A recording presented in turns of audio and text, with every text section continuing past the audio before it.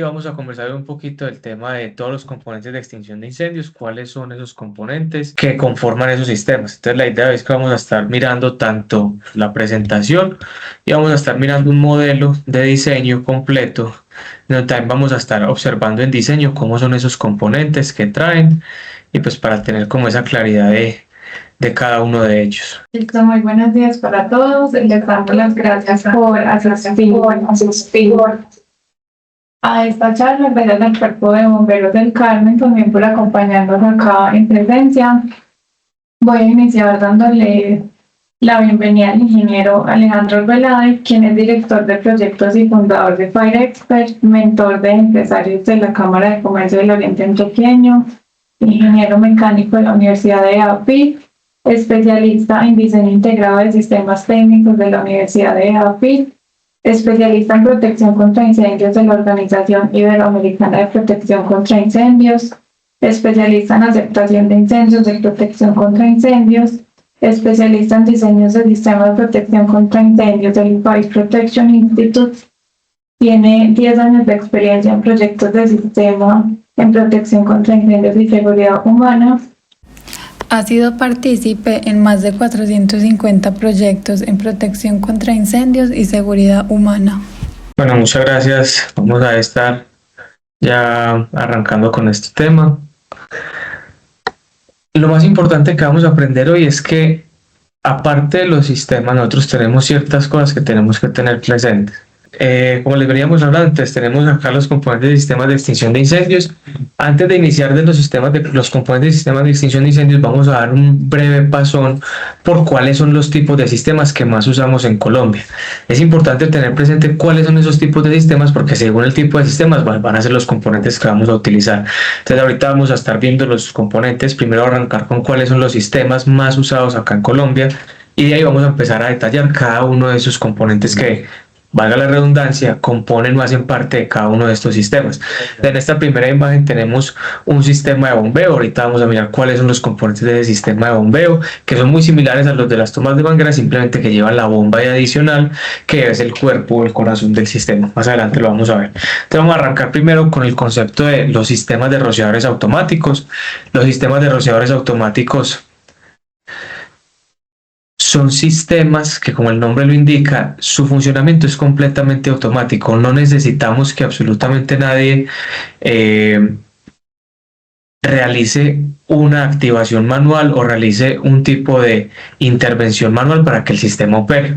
Y entre ellos pues hay varios tipos de sistemas. El primero que tenemos acá es el sistema húmedo, que es el más simple, el más funcional y el que más usamos en Colombia. En este tipo de sistemas, todas las tuberías que se ven en color azul están completamente llenas de agua todo el tiempo, y cuando se realiza la activación, supongamos que acá tenemos ese fuego incipiente o el incendio en su fase inicial, el incendio arranca y acá, según los rociadores que estén adyacentes a ese incendio, esos rociadores van a sufrir una activación y por ahí va a salir el agua de forma inmediata. Y ahí arranca pues todo el proceso de esa extinción, aunque normalmente son sistemas de control. Tenemos rociadores tanto de sistemas de control como de extinción. Y estos componentes que están aquí en estos sistemas pues básicamente son, vamos a tener una estación de control. Ahorita vamos a ver que ya está compuesta por una válvula de control, una válvula de alarma y de cheque, unos drenajes, un dispositivo de alarma, que ahorita vamos a mirar que aquí en Colombia pues para los rociadores automáticos siempre estas alarmas tienen que ser eléctricamente supervisadas. Vamos a tener como tal los rociadores, las tuberías, la soportería sismorresistente, las válvulas de prueba y drenaje y demás. Y este sistema, como les comentaba, tiene esa particularidad: los sistemas todo el tiempo se encuentran completamente llenos de agua, y una vez realizamos una activación, el sistema inmediatamente hace la descarga del agua en los rociadores que se activan y empieza el control y la extinción de ese incendio que tengamos ahí. Luego entramos al sistema de rociadores secos. Este sistema sí tiene una pequeña diferencia que es bastante importante para tener en cuenta, y es que las tuberías, miren que aquí tenemos dos colores, un color que es azul que representa el agua y un color amarillo que representa aire. Este sistema se encuentra presurizado todo el tiempo, es con aire o nitrógeno, y se utilizan unos compresores que son listados para el servicio de protección contra incendios, y esos compresores pues básicamente lo que hacen es que mantienen el sistema presurizado con aire. ¿Por qué razón? Porque este espacio, miren, inclusive acá hay un aislamiento que se ve en esta parte. De resto, toda la zona protegida tiene la posibilidad de que la temperatura ambiente esté por debajo de los 4 grados centígrados, y al tener la temperatura ambiente por debajo de los 4 grados centígrados, esto puede provocar que el agua que tengamos en las tuberías se congele, entonces el sistema no sea operativo. ¿Dónde lo vamos a encontrar este tipo de sistemas? Este tipo de sistemas son muy comunes en las cavas de almacenamiento. Entonces, cuando, por ejemplo, productos NU, alimentos cárnicos, inclusive algunos almacenamientos de alimentos y de leche, algunos equipos y sistemas que tienen que estar refrigerados, pues lo que hacemos es que, como esta zona tiene el riesgo de que pueda congelar el agua, el sistema tiene unos compresores que lo mantienen lleno con aire. ¿Y cuál es la particularidad más importante de este sistema? Es que él debe de ser calculado y dimensionado, que para cuando el sistema se active, el agua llegue hasta el último rociador, hasta el rociador más demandante hidráulicamente, en menos de 60 segundos.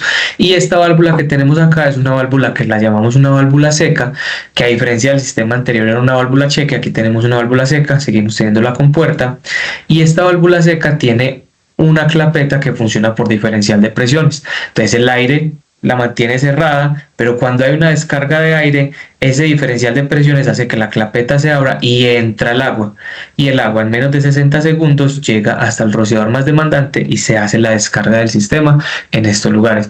Este sistema es muy común, es en ese tipo de aplicaciones, en especial lo que son las cavas de refrigeración, y hay una variante entre ellos dos, que es el sistema húmedo pero con rociadores secos. Voy a mostrarles por acá una imagen para que conozcamos esos rociadores secos.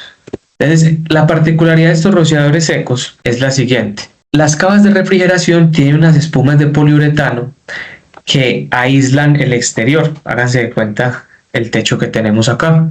Ese techo que tenemos allí, el sistema húmedo queda por encima de este techo, y lo que hace el techo, esa espuma de poliuretano y esa división del techo, es que el rociador atraviesa ese techo y ese rociador seco, y lo que hace es que yo evito tener la dificultad de tener los compresores. Entonces el rociador, toda esta parte permanece seca, todo su barril, pero hasta acá en la entrada está lleno de agua.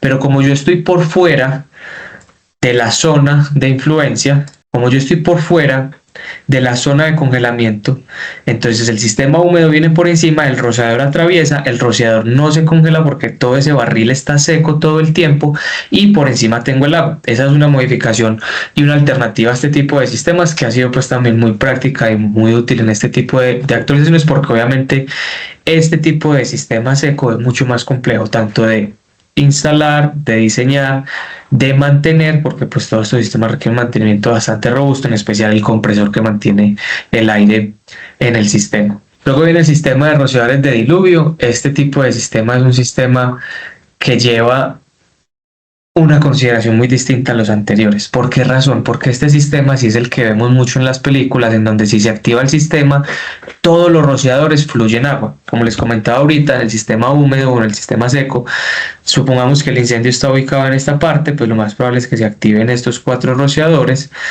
En cambio, los otros quedan cerrados porque todavía no ha llegado el incendio hasta ese punto. En el sistema de diluvio se utilizan son rociadores, o lo que llamamos rociadores abiertos o boquillas abiertas. Este tipo de rociador todo el tiempo permanece sin el tapón, ya ahorita vamos a ver, sin el tapón y sin el bulbo, y una vez el sistema se activa, el agua en este momento está hasta la válvula de diluvio, que se encuentra en esta parte de acá, que en este caso sería el número 4 que tenemos en la presentación. Esa válvula de diluvio lo mismo funciona por diferencial de presiones. Esto acá se encuentra, es no presurizado con aire, sino a la presión del ambiente, y cuando se realiza la activación, la válvula se abre e inmediatamente todos los rociadores fluyen agua. este tipo de sistemas es muy usado es en lugares donde la peligrosidad es muy alta, en especial como temas de alcoholes, almacenamiento de ciertas pinturas, de ciertos disolventes, donde el riesgo de propagación y la velocidad de propagación del incendio es tan alta que yo requiero que se abra todo el sistema de tal manera que atienda el incendio donde está generado y que además me humedezca las zonas aledañas para que no haya una propagación de ese incendio. Y la activación funciona por dos condiciones. Normalmente el sistema de rociadores lleva una línea piloto de rociadores, que es una línea piloto de rociadores que están despresurizados con aire, y esos rociadores hacen la activación, hacen un diferencial de presión y activan este. También se puede hacer a través del medio de detectores automáticos, que es lo que tenemos acá, número 13 detectores. Entonces, ellos aparte, ahí puede haber otro sistema de activación, y es que los detectores detectan que ya está el incendio, le manda una señal a un panel, y ese panel le da la activación a la válvula para que haga la apertura e inmediatamente salga todo el agua. Ese tipo de sistemas los podemos encontrar mucho en lugares, por ejemplo, de refinerías de combustible, pero cuando son con agua espuma, en procesamiento de alcoholes, donde hacen licores y demás. Este tipo de sistemas es bastante empleado, y es muy empleado también ese tipo de sistemas, pero cuando son agua espuma, cuando tenemos ya refinamiento de combustibles. Luego llega el sistema de preacción. El sistema de preacción es un sistema que la característica de él es que yo no puedo tener activaciones por equivocación. Entonces, por ejemplo, este tipo de sistemas sucede que si, digamos, yo tengo un golpe en un rociador, o por alguna razón se revienta el rociador, o el rociador estaba defectuoso, que es un caso realmente bastante particular, es un rociador por cada millón de rociadores, pero se puede dar el caso que yo aquí tenga activaciones que son involuntarias o activaciones accidentales. Lo que hace el sistema de preacción es un sistema que evita las activaciones accidentales. ¿Por qué? Porque él necesita una doble señal de confirmación para que la válvula, en este caso, miren que los sistemas son muy similares, solo cambia la válvula del tipo de sistema y ya pues los tipos de boquillas y demás. Y esta válvula de preacción lo que hace es que para poder abrirse necesita dos señales. Normalmente se utiliza este tipo de sistemas, por ejemplo, en los cuartos de telecomunicaciones o de almacenamiento de información, conocemos como data center. ¿Por qué es muy importante usarlo? Porque si el rociador por alguna razón se activa, pero el sistema de detección no lo ha detectado, la válvula no se abre. En cambio, cuando el sistema de rociadores se activa y aparte el sistema de detección dice, evidentemente tenemos un incendio, y ambas condiciones se cumplen, este sistema de acá envía la señal a la válvula para que se haga la apertura, y ahí sí hace la apertura porque evidentemente detectó que hay un incendio. Entonces, en este tipo de aplicaciones donde yo no puedo tener una activación accidental, se utilizan este tipo de sistemas de preacción. Este también lleva una línea piloto de rociadores que va a estar alimentada por un compresor, más la línea piloto o la línea de detección y alarma, donde ambas señales son las que me dan la garantía para poder que la válvula de preacción se abra. Estos sistemas son sistemas poco empleados, es importante conocerlos porque aún en el mercado y en la industria nos vamos a encontrar muchos de este tipo de sistemas, pero pues ahorita ya hay muchas otras tecnologías que son las que estamos empezando a adaptar en Colombia, de sistemas de agentes limpios y sistemas de agentes especiales que evitan pues tener este tipo de condiciones, y también pues no sufren condiciones accidentales, para proteger los data centers. Entonces normalmente se utilizan sistemas de, por ejemplo, ahorita Victaurio sacó el Vortex, que es una combinación entre agua nebulizada con nitrógeno, y lo que hace es que los equipos eléctricos no se dañan. Están también el tema de Energen, entre otros los sistemas de CO2, que los equipos eléctricos no sufren ningún tipo de daño porque va a haber una descarga de agua, sino que el agente extintor es un agente limpio que lo que hace es que disminuye la cantidad de oxígeno que tengamos en el área, y esa cantidad de oxígeno, al disminuirle la cantidad, pues el fuego no va a ser capaz de propagarse o de seguir pues como llamémoslo con vida o activado. Entonces acá es importante tener, estos son los 4 tipos de sistemas. Recordemos que el que más nos vamos a encontrar es el sistema húmedo, porque pues nosotros en nuestro país la condición de congelamiento no la vamos a encontrar muy seguido, solamente en ciertas cavas de refrigeración. Tenemos la condición de Pues acá la temperatura, normalmente la temperatura ambiente pues es por encima de los 4 grados, entonces este sistema tranquilamente nos puede operar. Este lo vamos a encontrar en las cavas, el de diluvio lo vamos a encontrar en zonas de alta peligrosidad, aerosoles, alcoholes o diluvio combinado con agua espuma para ciertos espacios de refinación de combustibles, y el de preacción lo vamos a encontrar en zonas donde no pueda tener una descarga accidental, pero ya sabemos que este pues ya lo hemos estado ya aboliendo o dejando de instalar por su complejidad, y estamos instalando sistemas de agentes limpios. Vamos a escuchar la pregunta del capitán Caleb para que todos la podamos escuchar. Adelante, capitán. Bien, buenos días. Bueno, todos estos 4 sistemas deben de ir siempre conectados a un sistema hidráulico. Sí, siempre los sistemas de rociadores, vamos a mirarlo acá, la pregunta del Capi, si de pronto no la escucharon, Capi Caleb nos pregunta si este tipo de sistemas de rociadores automáticos deben estar siempre conectados a la parte hidráulica o al sistema de bombeo. Capi, la respuesta es sí, porque los sistemas automáticos, entonces normalmente todos estos sistemas de rociadores automáticos, como es un funcionamiento automático, Capi, siempre deben de llevar una conexión al sistema de bombeo, y el sistema de bombeo se va a activar una vez el rociador hace la activación. El flujo de agua y la pérdida de presión hace que la bomba se encienda de manera automática y arranca inmediatamente el control del incendio. Los rociadores automáticos siempre deben de llevar una conexión a un suministro automático, que en este caso pues es la bomba contra incendio, que ahorita ya los vamos a ver. Eso, entonces seguimos ahí. Luego hay que tener presente que los sistemas de rociadores tienen 3 tipos de distribuciones, 4, realmente son 4, aquí nos hace falta una, que son el sistema grilla, que es el que tenemos acá, en donde tenemos tuberías principales completas alrededor del sistema. Tenemos los brazos que van entre principal y principal, y tenemos el suministro, que aquí ya vamos a conectar pues obviamente ya la red general y la bomba. Tenemos los loop o el loop cerrado, que es muy similar, solo que no se interconecta en el centro. Tenemos uno que es muy empleado porque es de bajo costo y opera correctamente, que es el tipo espina de pescado o árbol, en donde simplemente tenemos un solo principal y de ese principal derivamos nuestros rociadores. Este es el más económico y funciona perfectamente. Y existe uno adicional que se utiliza, que es un sistema con Fari Main, que simplemente no lleva este principal en la parte superior, sino que lleva un principal de este lado, un principal de este lado, el suministro, y se conectan los brazos entre sí. ¿Cuál utilizar? Realmente todos son válidos, todos son empleables. Se recomienda, dependiendo de cómo está el dimensionamiento hidráulico de todo ese sistema.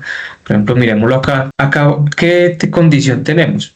Este es un edificio de gran altura ubicado en la ciudad de Medellín, en el poblado, que tiene 28 niveles, tiene una altura de casi 90 metros de altura. Es un edificio bastante alto, y realmente el dimensionamiento de estos sistemas, el dimensionamiento de la bomba se dio fue por el dimensionamiento de las tomas de mangueras. Esa es la bomba que nos va a requerir, en este caso una bomba de 750 galones por minuto, como a 250 psi. Como yo ya tengo un equipo tan robusto y tan grande, lo que yo hago es que el sistema de rociadores pues lo utilizo en tipo árbol. Miren que acá tenemos un principal y unos brazos derivados de esos principales, y de esa forma aquí están las derivaciones, que aquí están las derivaciones muy similares a las que estamos viendo en la presentación, que son de este tipo, porque yo sé que como ese equipo tiene la capacidad, ese equipo va a estar dimensionado. Es importante tener presente que las bombas contra incendios se dimensionan con el sistema más demandante. Entonces, como el sistema más demandante para este diseño en específico era las tomas de mangueras, pues yo sé que para estos rociadores pues la demanda no va a ser tan alta, entonces utilizo un tipo rociadores tipo grilla o tipo árbol en este caso, pero yo también puedo utilizar tipo grilla o Fari Main cuando yo necesito que las presiones se equiparen al máximo. Entonces, estos sistemas hidráulicamente tienen un mejor rendimiento. Sin embargo, como ya en ciertos diseños yo ya tengo que tener una bomba bastante grande, yo lo que hago es que diseño este tipo de cosas, porque pues yo sé que la bomba me va a suplir que es un poco más demandante en presiones o más demandante hidráulicamente que estos, pero que pues me va a cumplir. Entonces esa decisión del tipo de distribución que voy a utilizar nos la va a determinar el diseño, de tal manera que podamos hacer un diseño menos costoso pero que cumpla funcionalmente. Entonces, dependiendo de lo que esté diseñando y cuál va a ser el sistema más demandante, es el tipo de sistema que va a encontrar. Por ejemplo, en bodegas de almacenamiento de mercancía, donde normalmente no hay una altura tan alta y el sistema no va a estar dimensionado por las tomas de mangueras, pues realmente lo más probable que vamos a tener es que el dimensionamiento de ese sistema va a ser el sistema de rociadores de tipo ESFR, que es Early Suppression Fast Response, que es un tipo de sistema de rociadores especial para almacenamiento, que su demanda hidráulica es tan alta y es probablemente con esa demanda hidráulica es que vamos a dimensionar la bomba. Es muy probable que utilicemos este tipo de distribución. ¿Para qué? Para que las presiones se equiparen y yo no tenga que necesitar una bomba con una presión tan alta. Entonces es donde yo selecciono los tipos de sistemas. Y ahí llegamos a empezar a mirar el tema de los componentes y empezamos con el más importante, que son los rociadores. Entonces, los rociadores, miren que estos tienen diferentes tamaños. Tienen los que están activados, apurreados. Este, por ejemplo, le dieron, para que alcancen a ver, a este le dieron un golpe.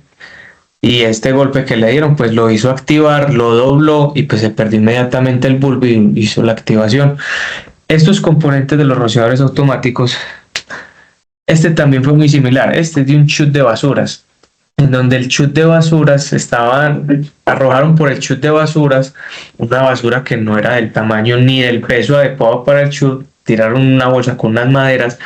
Y cuando llegó a la parte baja donde estaba el rociador, lo golpeó, lo reventó inmediatamente. Y pues por este rociadorcito que es tan pequeño, salen aproximadamente entre 26 y 30 galones por minuto. Entonces eso inunda inmediatamente, pues se activa la bomba, hace todas las condiciones y demás. Y por aquí, por ejemplo, teníamos otro mucho más grande. Este rociador, miren el tamaño, miren que inclusive la rosca de este rociador que tenemos aquí ya es de 1 pulgada. Estos rociadores son completamente, esos son muy grandes. Cada rociador de esos nos puede arrojar hasta 250, 300 galones por minuto. Este tipo de rociador es empleado mucho en almacenamiento, donde yo necesito mucha cantidad de agua para poder pues suprimir este tipo de sistemas de almacenamiento. Si es muy empleado el tipo de sistema de supresión, o sea que sí extingue el incendio. Y como lo tienen ahí en la mano, pues miremos los componentes ahí que tienen en la mano. El rociador siempre está compuesto por estas características. La primera, físicamente hablando, porque ahorita vamos a ver estas características de acá, que son las características de propiedad del rociador. La primera es el deflector. Este deflector es, como la gente lo conoce, la sombrillita del rociador, y las sombrillitas son diferentes las unas de las otras. Este, por ejemplo, es un rociador tipo montante, entonces tiene esta sombrillita en este sentido. Van a ver que las sombrillitas de los que son pendientes o que van hacia abajo es diferente. También tenemos los rociadores de pared, ya vamos a mirar aquí ya pues varios tipos. Luego tenemos lo que se conoce como frame o chasis, o la parte del cuerpo del rociador, que es toda esta parte de acá. Luego tenemos el bulbo en vidrio, que vamos a explicar de dónde proviene este bulbo. O también podemos tener un elemento bimetálico, el que les acabamos de mostrar de almacenamiento, el ESFR, no tiene un bulbo, sino que tiene un elemento bimetálico, pero tiene exactamente la misma función. Cuando la temperatura entra en reacción con el bulbo, con el elemento metálico, y esa temperatura alcanza la temperatura nominal de ese rociador, en este caso es un rociador de temperatura ordinaria, es decir, que a los 68 grados centígrados o 155 grados Fahrenheit va a tener la activación. Lo que hace es que la temperatura de los gases que llegan hasta la parte superior del sistema van calentando el bulbo, y ese bulbo pues tiene un espacio muy diminuto. Miren que la burbuja es muy pequeña, y al hacer ese calentamiento, al aumentar la temperatura, él va expandiéndose el líquido que tenemos dentro del bulbo, y coge y se revienta y sale volando este tapón que tenemos acá abajo. Y al salir volando este tapón nos queda como los rociadores se quedan ahí. Por eso los rociadores son de un solo uso. Una vez un rociador se activa, tenemos que cambiarlo para poder que tengamos esa condición. Y ahí el agua sale por ese orificio, golpea contra el deflector, el agua sale en chorro, golpea contra el deflector, y el deflector ya hace el efecto sombrilla y hace la distribución del agua. Teníamos una preguntita, ¿cierto? Sí, Jorge Iván también tiene una pregunta. Adelante, Jorge. Buen día para todos. Mi pregunta es, ¿en qué material son mejores los rociadores? ¿En qué clase de metal? ¿Hierro, aluminio? ¿En qué aleación de pronto? Sé que no sé. Sí. Bueno, entonces, ahí es una excelente pregunta, Jorge. Te agradecemos la pregunta y lo que estás aportando, porque esa pregunta es súper importante. Rociadores en materiales nos vamos a encontrar muchísimos. ¿De qué nos va a depender el material del rociador? Más que todo va a ser del ambiente o de las condiciones ambientales que yo tenga en ese punto en específico. Es decir, los que más usamos en la parte vertical, por ejemplo en parqueaderos, son rociadores de bronce. No se oxidan, no tienen condiciones pues, adicionales y pues cumplen su característica en esa área. Pero yo puede también que yo tenga rociadores en zonas donde haya ciertos materiales o ciertos químicos que me corroban este material. Entonces toca hacer otro tipo de rociadores.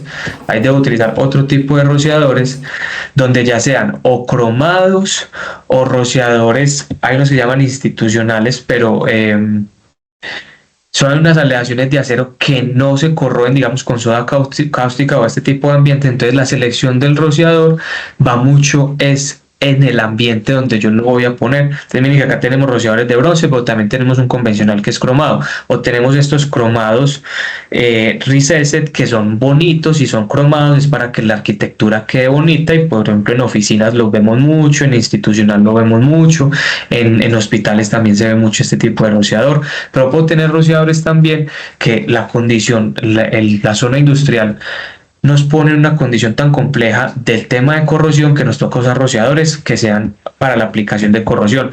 Entonces esa decisión debe ir en el diseñador. El diseñador debe conocer muy bien el área específica de donde está diseñando, las condiciones ambientales de donde está diseñando y las condiciones de temperatura, porque no es lo mismo diseñar para unas oficinas que se encuentran, supongamos acá en este caso donde estamos nosotros en Río Negro, Antioquia, a diseñar en una bodega donde el cielo pueda calentarse y esa bodega está ubicada en Cartagena. Entonces yo tengo que saber utilizar estas condiciones de temperatura para conocer qué tipo de temperatura debo seleccionar el rociador, y debo conocer las condiciones ambientales para saber el cuerpo del rociador o el chasis del rociador, de qué material lo voy a seleccionar. Y eso es muy importante que el diseñador lo conozca para poder que se garantice. Al igualmente el instalador es muy bueno que haga una verificación antes de instalar de todas estas condiciones para poder que lo podamos ver.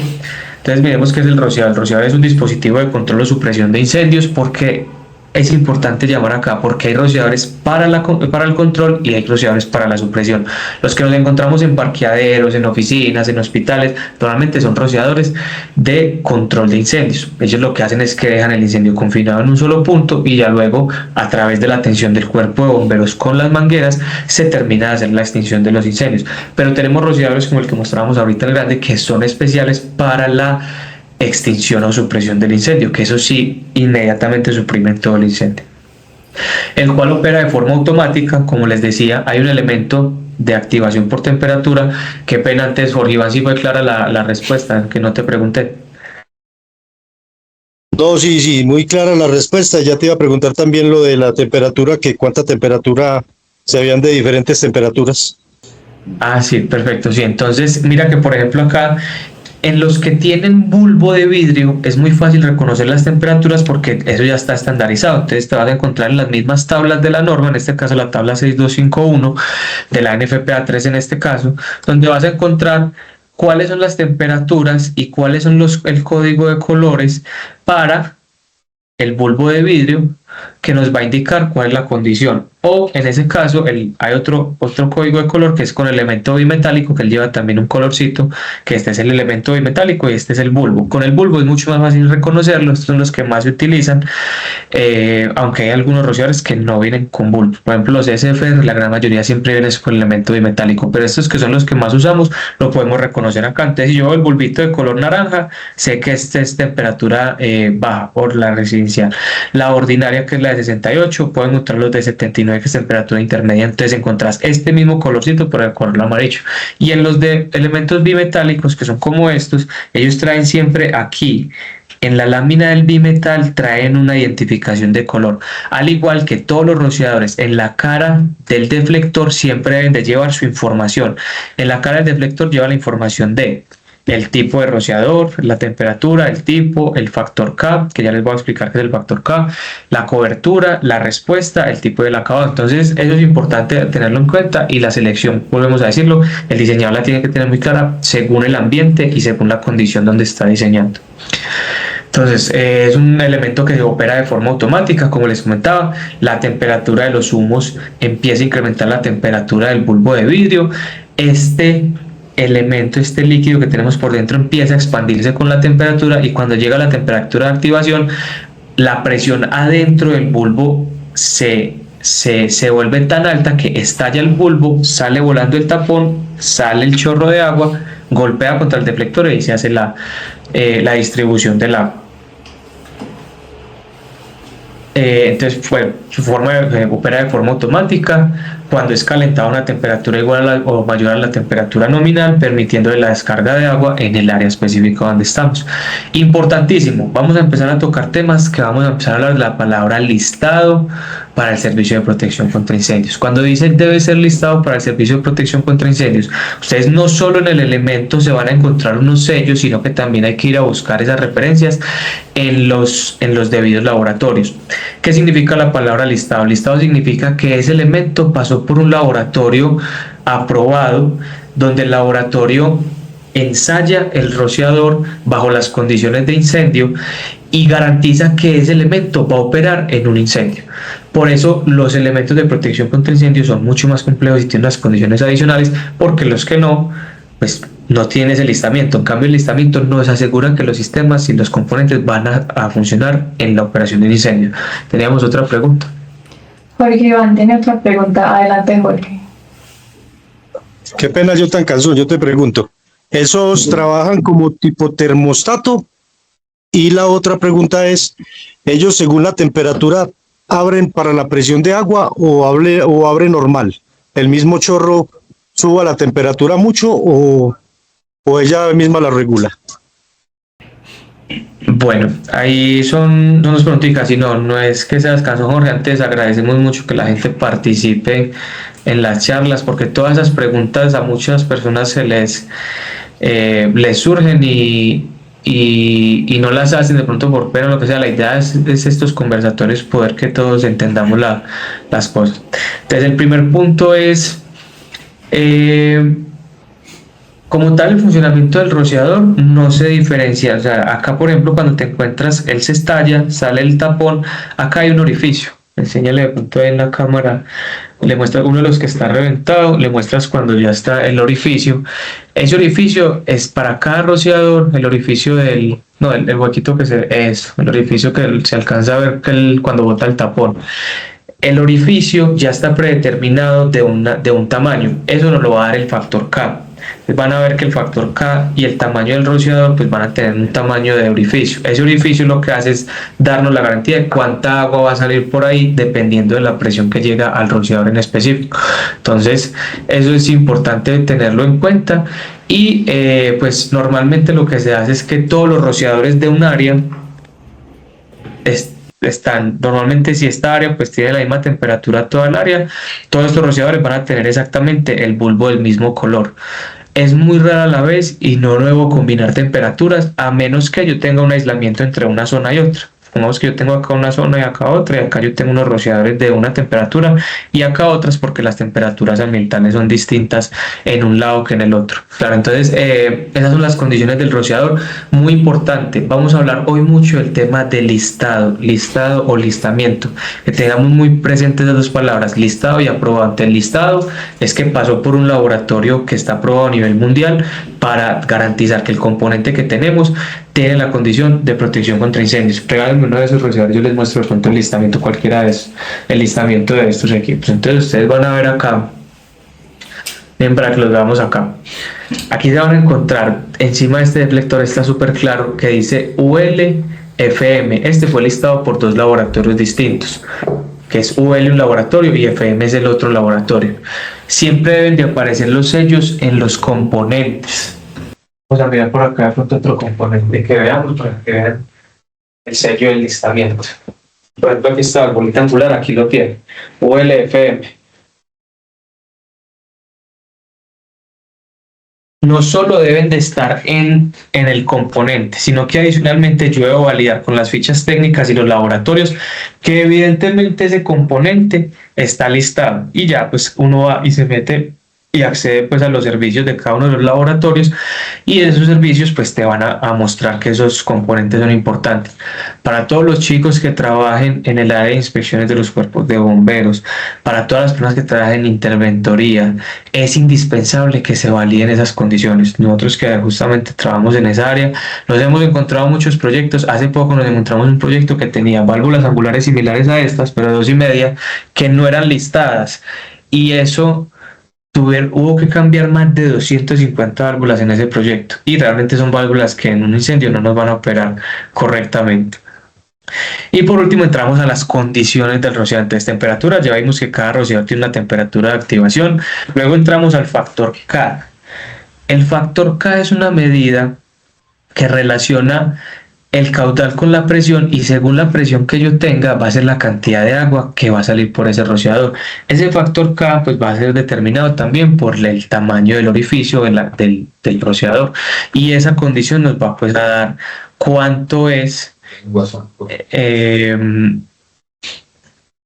la cantidad de agua que va a salir por ese rociador. El factor K es la medida más importante de los rociadores, aparte de las otras, pero esta es la que nos da las condiciones de flujo y presión. Entonces yo tengo que saber seleccionar un rociador K56, K8, K11, K26, K25, dependiendo de la aplicación que yo vaya a usar, la cantidad de agua que yo tengo que extraer, el sistema nos dice esas condiciones. Entonces, por ejemplo, no sé, miremos para ese mismo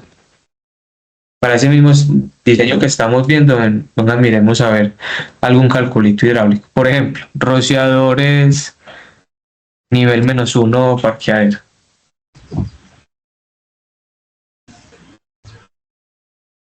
Aquí un dimensionamiento hidráulico.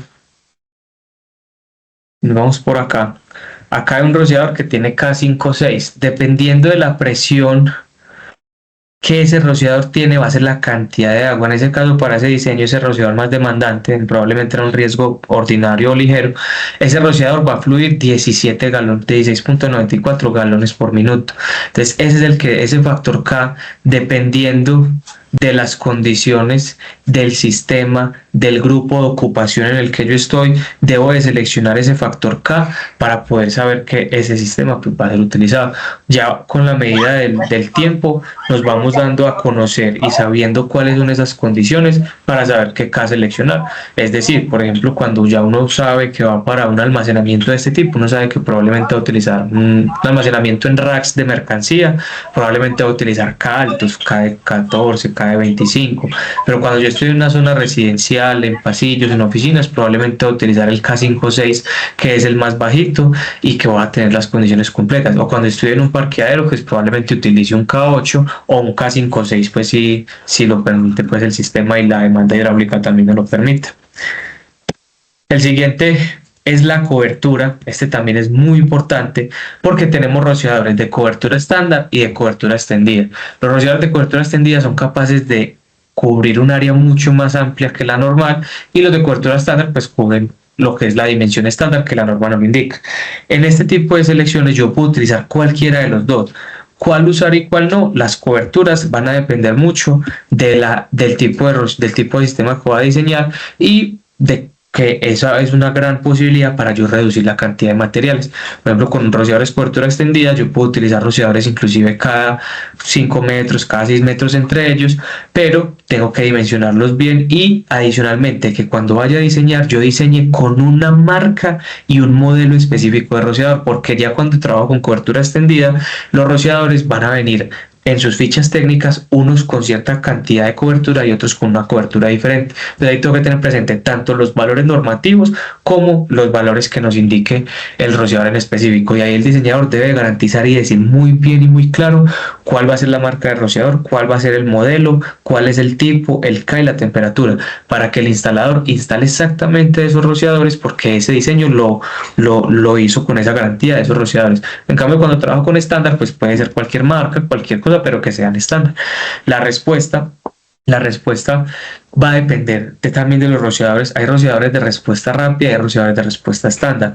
En los bulbos se va a evidenciar es en el diámetro del bulbo o como en el espesor del bulbo.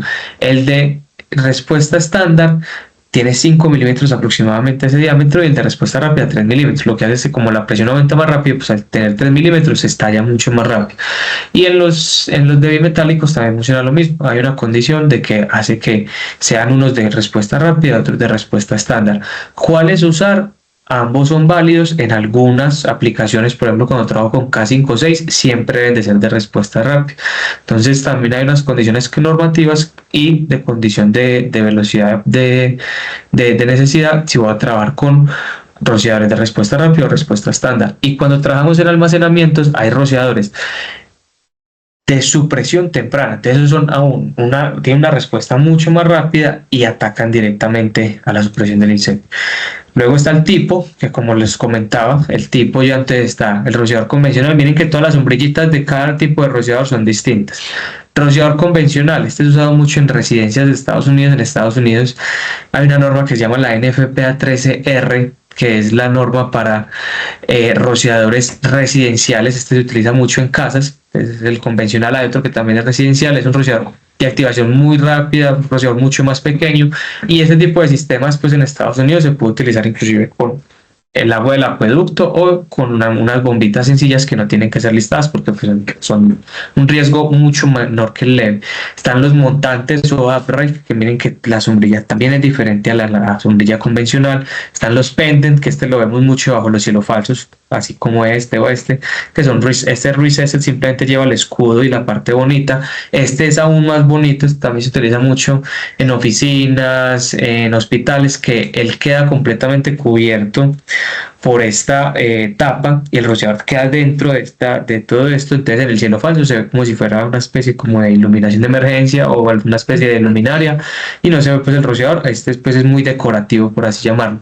Está el sidewall, que estos rociadores son rociadores de pared. Entonces el rociador va pegado a la pared y él tiene una cobertura, es como de forma horizontal en la pared. Entonces el agua llega acá, golpea contra el deflector y el agua sale como en una parábola. En cambio en este el agua golpea de forma vertical, al igual que en este, solo que este está hacia abajo, y el agua ya se le hace la distribución como en una especie de círculo y este lo hace en parábola. Entonces hay tipos de rociadores, hay tipos de instalaciones, hay tipos de decoraciones y de acabados. Todo esto va a depender mucho de la arquitectura, de si yo quiero que sea bonito, que no sea bonito, si puedo irme con un sidewall. Este se utiliza por ejemplo mucho en hoteles. Uno ve los sidewall porque no se ven en la mitad de la habitación y demás. Entonces, pero son muchos los tipos. ¿Cuál puedo utilizar? Es una selección que se hace en conjunto tanto con las condiciones del diseño como con la arquitectura. Y por último está el acabado, lo que ahorita habíamos hablado. Vamos a tener acabados en bronce, cromados, acero inoxidable o otros acabados dependiendo del ambiente donde estoy trabajando. Luego vamos a entrar al tema de las tuberías. Ustedes miren que aquí hasta ahora vamos por aquí.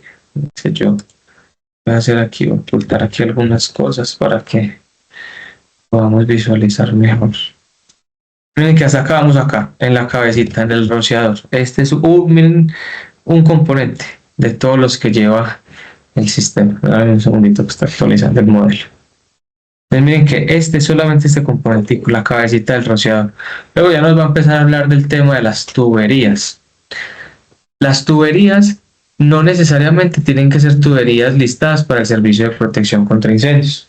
Pueden o no ser listadas para el servicio de protección contra incendios, porque también la norma nos dice, si no son listadas, deben de cumplir ciertos estándares ASTM. Entonces yo puedo utilizar este tipo de tuberías, pero cada una nos especifica dónde utilizarlas. Lo que es ASTM A53 pueden ser tuberías aéreas, que es acero negro al carbón, o el A795. Este es bastante usado porque es un poco más económico que el A53 y viene pues ya muy listo. También puedo utilizar tuberías listadas, solo que van a tener un costo un poco mayor.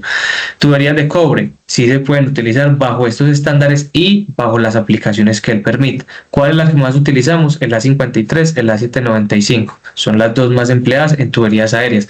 Luego vienen tuberías enterradas. Él ya nos dice, También puedes utilizar tuberías de acero inoxidable. Cuando yo en el espacio donde voy a trabajar tiene alta corrosión el ambiente, entonces trabajo con tuberías de acero inoxidable.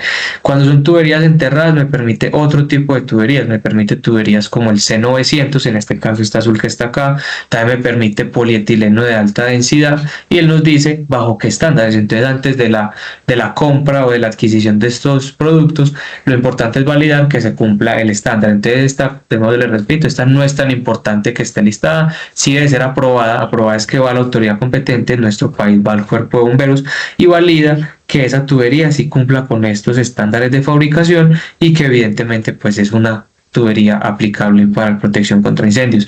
Nunca el PVC común que vemos blanquito, ese nunca se debe usar para protección contra incendios porque la norma no lo permite. Entonces hay que tener muy presente esos estándares de tuberías, cuáles son, cómo son y cómo las debo de emplear para poder que podamos trabajar. Luego llegan los accesorios. Accesorios como estos que tenemos acá.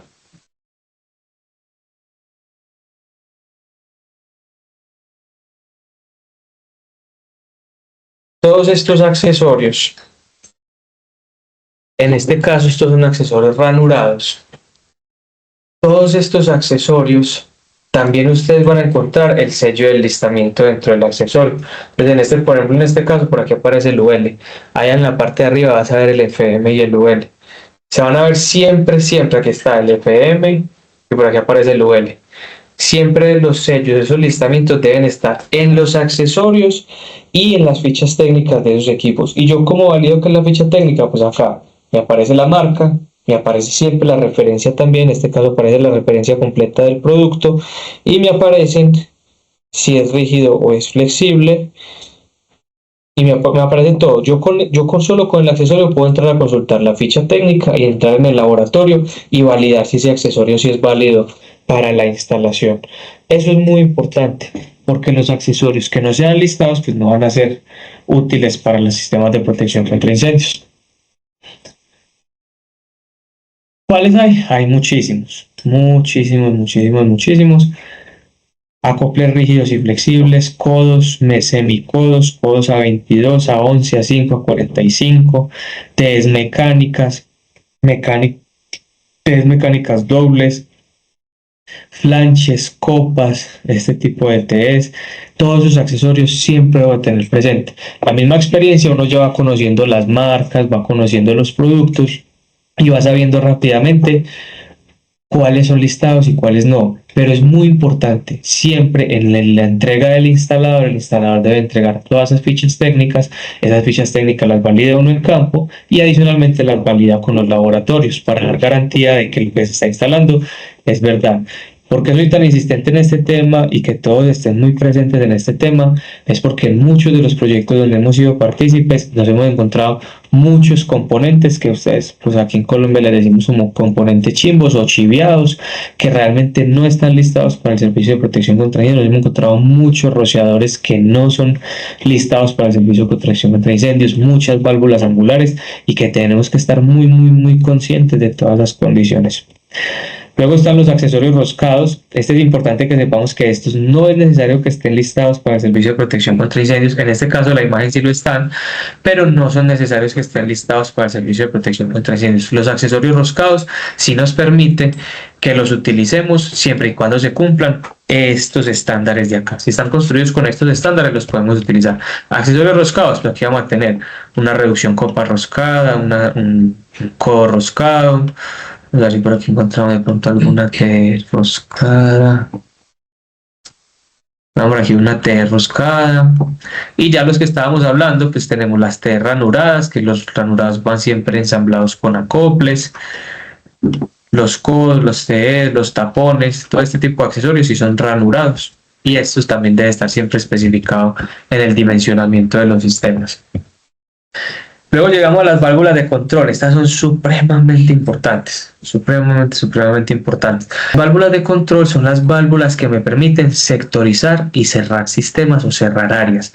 Normalmente hay de tres tipos. Válvulas de vástago ascendente. Estas las vemos mucho en sector industrial y siempre la vamos a ver en la succión del sistema de bombeo.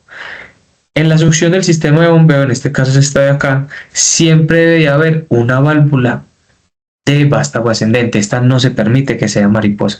Normalmente esa por obligación siempre debe de ir, pero yo puedo encontrar también en redes generales, por ejemplo en redes generales industriales se utiliza mucho este tipo de válvula. Tenemos las válvulas de poste enterrada. Esta válvula va enterrada debajo de la tierra y este poste lo que hace es indicarme cuál es la posición. Entonces ahí en este visorcito va a aparecer open o close, normalmente está bien en inglés, de si está cerrado o abierta, y este vástago que tenemos acá o este eje me permite a mí cerrar o abrir la válvula sin tener que desenterrar el equipo. Y luego está la válvula mariposa. Esta es la que más se utiliza en los sistemas de rociadores automáticos. Vamos a buscar, por ejemplo, vamos a mirar por acá un modelito solito. Este es un solo, miren que de estos habían varios, este es un solo sistema de rociadores. En este caso tenemos la válvula mariposa aquí. Esta es una valvulita mariposa. Esa valvulita mariposa pues es la que me va a sectorizar la red general, y a partir de esa válvula mariposa miren que ahí arranca el sistema de rociador. Entonces yo siempre voy a entender los sistemas a través de válvulas. Siempre cada sistema me lo sectoriza una válvula, y eso tiene otra condición adicional. Siempre cada válvula de control antes pues de un sistema me sectoriza también la norma. Es decir, miren que por ejemplo acá en el sistema de bombeo, en un segundito que el modelo actualiza, el sistema de bombeo va de válvula a válvula, va de válvula de succión a válvula de descarga, y ahí me aplica una norma que es la NFPA 20. Luego la red general, que va de la válvula de descarga de bombeo a cada uno de los sistemas, hay otra válvula. Entre esas válvulas es la NFPA 24, que es la de redes privadas de incendio o redes generales de incendio. Cuando llego a los rociadores, a partir de la válvula hacia los rociadores ya me arranca la NFPA 13. Y acá por ejemplo tenemos otro sistema de control que es el de las tomas de mangueras. A partir de esta válvula ya me arrancas la NFPA 14. Entonces es importante siempre que tengamos presente que las válvulas de control no solo nos dicen el cambio del sistema, sino que también me sectorizan pues para yo poder cerrar y tener operaciones. Si por ejemplo miramos el sistema de bombeo, va desde la válvula de succión, en este caso es esta que tenemos acá, hasta la válvula de descarga, que en este caso es la mariposa que está acá. Y ya hacia acá sale al sistema y ahí cambia la norma, ahí ya empieza la NFPA 24. Entonces, por ejemplo, en el modelo que estamos viendo en este momento de extinción tenemos básicamente 4 normas en operación, porque la válvula de succión hacia atrás viene el sistema de succión o lo que llamamos el tanque de almacenamiento, que es la NFPA 22. Entonces miren que cada espacio y cada válvula me va a sectorizar la norma y el tipo de sistema que estoy trabajando, y eso es importante siempre tenerlo presente para poder acomodar claridad entre los sistemas. Pero no todas las válvulas nos dicen precisamente de que hay un cambio de sistema. Entonces también yo puedo encontrar válvulas sectorizadoras, pero que siguen siendo del mismo sistema, solo que las tengo para poder dividir porciones de los sistemas para que me queden sectorizados. En NFPA 24 nos encontramos que cada 6 salidas a sistemas yo debo tener una válvula sectorizadora. Entonces yo tengo 6 sistemas en este espacio, ahí sectorizo para que yo pueda hacer mantenimientos sectorizados en los sistemas. Importantísimo, importantísimo. Las válvulas de control nunca pueden ser válvulas bola. Nunca, nunca, nunca. Yo no puedo sectorizar sistemas con este tipo de válvulas. Esto lo vemos mucho en centros comerciales, que para entrar al local le dejan una válvula de estas. Eso no se puede hacer. Para entrar a cada local yo debo garantizar una válvula mariposa del tamaño que ese local requiere. ¿Y qué características tienen esas válvulas? Entonces miren que aparecen las dos palabras: listadas y aprobadas para el servicio de protección contra incendios. Esta la tenemos por acá. Está un poco más pesada, entonces lo voy a llevar por allá, pero aquí tenemos una válvula de vástago, ahí la voy a llevar, la válvula mariposa, o componentes mucho más pesados. Acá van a encontrar, miren los listamientos FM y UL. Y aprobado, estos son listamientos, los de Factory Mutual y los de Underwriter Laboratories. Disculpa en inglés. Estos listamientos que tenemos acá son los que nos dicen esa válvula va a operar un incendio, y cuando dice aprobado es que el cuerpo de bomberos validó que el componente es verídico, es bueno, sí cumple con las condiciones normativas, y aparte están los listados de los laboratorios, y ahí el cuerpo de bomberos es el que aprueba si esa válvula es aplicable. Capi, tiene una pregunta. Sí, buenos días para todos. Usted decía ahora anteriormente, hoy en día chivando, especialmente aquí en Colombia. ¿Cómo es uno para reconocer que ese sello VL que está impreso, que está en alto relieve en los accesorios, no sea falsificado? Entonces, ahí toca entrar. Entonces, por ejemplo, esta válvula, mira que vos vas a encontrar acá la referencia. En todos los dispositivos vas a encontrar la referencia. Entonces, al instalador se le pide la ficha técnica. Esa ficha técnica viene y se valida con la válvula. Y la válvula también tiene los sellos. Y luego voy a los listados de los laboratorios. Esos son unos servicios que tienen. Déjenme por acá los mostramos. Hay unas páginas. En este caso ULFM, estos son los más que los más utilizamos acá en Colombia, pero hay laboratorios en todas partes, hay laboratorios europeos, hay laboratorios chinos, hay laboratorios en Brasil, hay laboratorios en Estados Unidos, todos tienen unas condiciones. Y todos tienen unos espacios donde yo voy y consulto esa ficha técnica. Entonces yo valido el elemento de forma física, valido la ficha técnica, que la ficha técnica concuerde con el elemento físico y aparte voy y valido en cada uno de los laboratorios donde dice que está listado el producto y voy y entro a esos servicios y valido que ese producto evidentemente está en ese listamiento. Entonces esa es la forma correcta de hacerlo.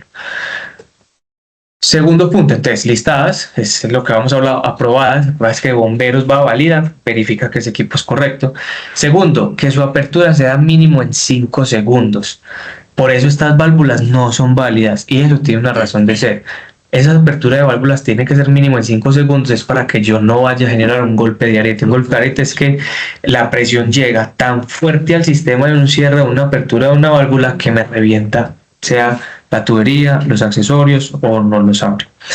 Debe llevar una indicación de posición, el CAPI la tiene ahí. En este caso en la válvula mariposa siempre vamos a ver una clapeta, normalmente de color amarillo, de color vistoso, que es la que me indica si la válvula está cerrada o abierta. En la válvula enterrada siempre está el poste indicador. El vástago está abajo quiere decir que está cerrada. Si el vástago está salido por completo, quiere decir que la válvula está abierta. Entonces siempre debe llevar una indicación de posición. Esto en muchas ocasiones no la lleva. Pues tiene un on y un off, pero no es una indicación precisa y tampoco cumple la condición de apertura y cerrado en mínimo 5 segundos. Y deben de estar supervisadas según la NFPA 25 y la 72. Para los sistemas de rociadores, nuestros sistemas de rociadores automáticos en Colombia, en Colombia las estaciones de control de los sistemas de rociadores, eso nos aparece en nuestra NSR, nuestro código de construcción, indica que las válvulas mariposa y el sensor de flujo de los sistemas de rociadores siempre deben de ir supervisados eléctricamente. Las otras válvulas sí pueden llevar otro tipo de supervisión, pero lo que es bombeo sí lleva supervisión electrónica y las de redes generales y o tomas de manguera sí las puedo supervisar con cadena, candado o un sello de seguridad, que esos sellos pues aplican, pero pues obviamente les va a tocar aparte hacer unas inspecciones visuales cada cierta cantidad de tiempo. Y deben contar con la señalización metálica o plástica que indica cuál es su posición normal y qué sistema está controlando. Luego están las válvulas de prueba y drenaje. Entonces aquí ya no cambiamos esta X, sino que le ponemos una carita feliz. Para los drenajes sí es válido tener válvulas bola con elementos como este o tener válvulas de prueba y drenaje. En los sistemas de rociadores esa válvula es indispensable porque en esa válvula es donde yo hago pruebas. Para este sistema miren que la teníamos por acá. Una válvulita que tiene esta característica y por ahí yo hago las pruebas y los drenajes. Y esta válvula, por ejemplo, esta es una válvula doble. Esta válvula tiene la posición de testeo que tiene el mismo orificio del rociador. En este caso es un orificio de media pulgada, probablemente sea un rociador de K56 y tiene la posición de drenaje, también válida para poder drenar los sistemas para cuando requiero hacer algún tipo de mantenimiento o intervención. Luego está la válvula check. Esta válvula, la característica que tiene es que ella no permite que el agua se devuelva. Por eso también es muy importante en las instalaciones validar las flechas. Ella tiene una posición de instalación. Quiere decir que, míralo acá.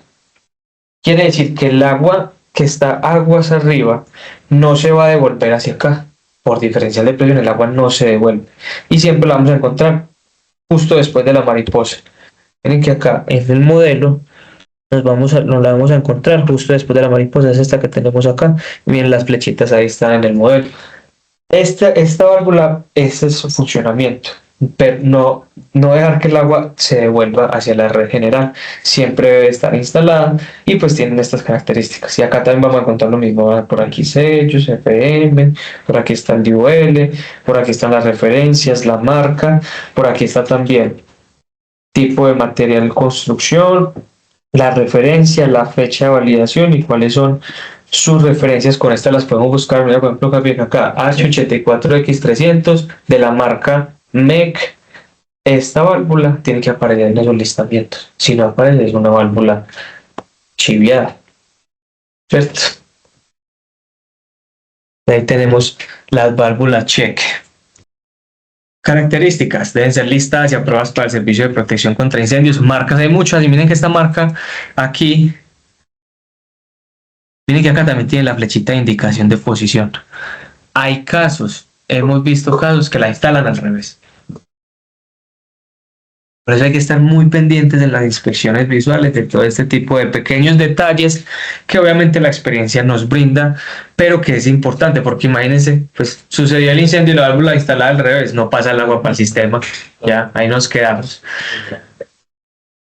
Esa válvula de cheque en la parte de la conexión para bomberos, ¿a qué distancia debe estar? Debe tener un parámetro específico de distancia. Y bueno, serían dos preguntas. ¿Y ella debe ir visual o puede ir enterrar? Bueno, ahí ya nos entramos un poquito más al tema de tomas de mangueras. Miremoslo en el modelo. Ahí nos entramos ya un poquito más al tema de tomas de mangueras, porque ahí ya nos está hablando del tema que para los sistemas de rociadores también tenemos que tener condición. Después de la siamesa, yo siempre debo de tener un cheque. No hay una distancia específica, Capi, que nos indique a cuánto debe ir ese cheque.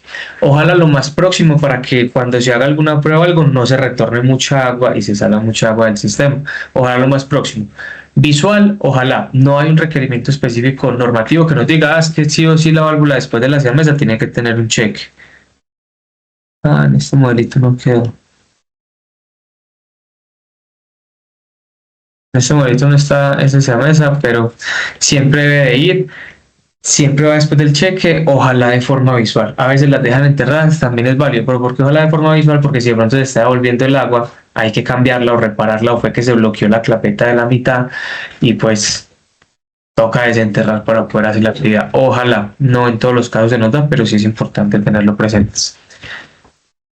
Empleadas para evitar el retorno del agua, lo que decíamos, para que el agua no se nos devuelva en el sistema, y siempre van acompañadas en la estación de control por manómetros aguas arriba y aguas abajo. Eso sí que es importante mirarlo. Estas válvulas cheque son muy distintas a las del servicio de protección contra incendios, son muy diferentes a las válvulas normales. Ustedes van a encontrar cheques en el mercado que no tienen estas conexiones. Miren que acá hay unas conexiones, ¿cierto? Todas estas conexiones tienen una razón de ser. Se pueden utilizar unas, no todas, pero normalmente se utilizan estas dos de acá para la gente que está ya en la presentación, que es donde yo instalo mi manometría. Acá, manómetro aguas abajo, manómetro aguas arriba. ¿Por qué este sería el aguas abajo? Porque este es el que está hacia abajo, ¿cierto? Antes del sistema. Estas conexiones son muy importantes. Yo también puedo utilizar estas de acá. Normalmente se utiliza también mucho esta para hacer la conexión del drenaje principal del sistema. Aquí hago mi conexión y saco mi drenaje. Este tipo de cheques, miren que tienen esas condiciones para poder hacer esas conexiones de la manometría. Es importante porque uno inmediatamente, esta es otra forma de reconocer fácil los cheques que no son, pues los cheques que son chiviados, no traen las conexiones, son cheques normalitos, son bien esto liso. Eso está como raro, y bueno, revisa, ellos no tienen, no me pilas, ese cheque no es un cheque válido. Deben de llevar indicador de posición, lo que les decía, siempre tienen que llevar la flecha o la indicación para dónde es que va el agua, porque no puedo tener descargas, siempre van a estar ubicadas en las estaciones de control y ubicadas después de la siamesa, justo lo que nos preguntaba el Capi. Pero está diferente. Sí, por la marca. Mira que esta marca es marca Taiko, marca americana, y esta es marca MEC, pero esta tiene las conexiones, mira por ejemplo la conexión aquí, ya la alcanzas a ver el taponcito, las tiene del otro lado, pero cada marca pues siempre y cuando cumpla las condiciones de instalación Por eso uno va reconociendo también las marcas. Marcas que más usamos en Colombia son MEC, Lede, Victaulic, Taiko, y hay que conocerlas, hay que aprenderlas, hay que interactuar con ellas, porque cuando nos llegue una marca nueva, inmediatamente poner el ojo. Esas son las que más usamos en Colombia. Hay muchas marcas, está Reliable, hay muchas marcas a nivel mundial, pero cada que nos encontremos con una marca que de pronto tengamos una duda, que no hayamos visto previamente, no hayamos validado previamente, inmediatamente poner el ojo, tomar las fotografías, llevarnos la información y validar con los laboratorios. Luego está la válvula desaireadora. Esta valvulita desaireadora, por acá está. Esta valvulita desaireadora tiene una función bastante importante en el sistema. En este caso está esta valvulita. Lo que hace es que cuando yo estoy llenando los sistemas o haciendo pruebas, es muy probable que el sistema se me llene de agua con aire. Y esta valvulita lo que hace es que ya tiene acá un funcionamiento y tiene un balincito que lo que hace es que permite que salga el aire, pero no salga el agua. Entonces ya desaloja el aire por completo de forma automática para que el sistema no me quede lleno de aire, sino que únicamente me quede lleno de agua. Es muy importante que esté instalada, que siempre esté con su respectiva válvula ola para poder hacer los respectivos chequeos, y ese es su funcionamiento, sacar todo el aire del sistema para que únicamente el sistema me quede lleno de agua. Obviamente, en un sistema seco, el sistema seco está lleno de aire, esta válvula no va en un sistema seco, porque si no, no estaríamos haciendo nada, pues sacaría el aire que justamente necesito para mantenerlo presurizado. Pero el sistema húmedo, que es el que más utilizamos, siempre debe estar. Y también la va a encontrar en los sistemas de tomas de manguera. Es muy importante ese componente. Listadas de pruebas para el servicio de protección contra incendios. En las últimas actualizaciones normativas, pues ya no la está pidiendo listada, pero es bueno que lo esté. Empleadas para eliminar las burbujas de aire que se encuentran dentro del sistema y deben estar instaladas en el punto más alto del sistema, porque el aire siempre va a tender a ir hacia arriba, entonces siempre debe estar instalada en el punto más alto de los sistemas. Por eso miren que en el modelo, si ustedes alcanzan a percibir acá en el modelo, este modelo tiene dos alturas. Aquí hubo un cambio, una elevación en ese parqueadero. Este es el punto más alto de ese sistema. Que acá hubo un cambio de elevación, como 2 medios niveles. Luego tenemos la siamesa. La siamesa es la conexión de tomas de mangueras donde el cuerpo de bomberos atiende. Aquí hay algo muy importante a tener presente en el tema de los rociadores automáticos. La siamesa, entonces, esta solo es necesaria para una sola en toda la edificación, no debe haber una por cada sistema, y esta es la que nos ayuda a tener la emergencia con el carro de bomberos. Es importante tener muy presente que la siamesa,